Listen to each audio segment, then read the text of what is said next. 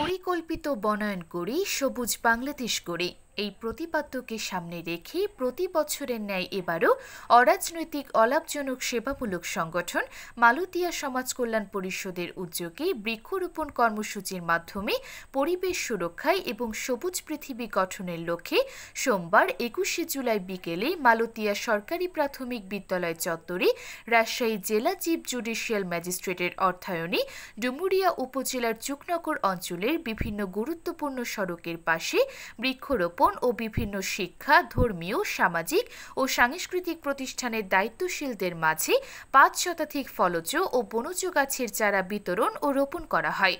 উল্লেখ সংগঠনটি ২০২৫ সালের প্রতিষ্ঠার পর থেকেই বিভিন্ন সামাজিক কাজ সহ গুরুত্বপূর্ণ ভূমিকা পালন করে আসছে।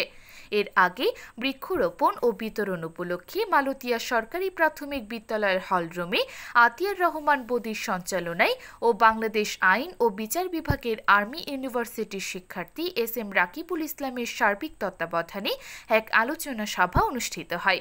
অনুষ্ঠানটি ভার্চুয়ালি উদ্বোধন করেন রাজশাহী জেলা চিফ জুডিশিয়াল ম্যাজিস্ট্রেট।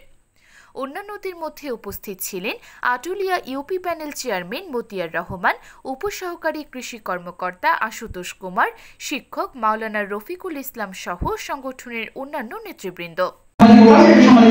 আমাদের কৃষি বিভাগের যে আমরা পুনর্বাসন প্রণোদনা আমরা যেটাই দিই না কেন আপনাদের সহযোগিতায় আমি দেওয়ার চেষ্টা করব, কারণ এইরকম সংগঠনের ভিতরে দিলে এলাকার সবাই পায়।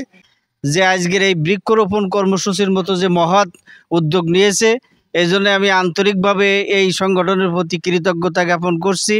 সর্বোপরি এই সংগঠন আরও বৃহৎ হোক, এই সংগঠন তার ব্যাপ্তি ঘটাক, এর জন্য আমার পক্ষ থেকে আমি সার্বিক সহযোগিতা করব।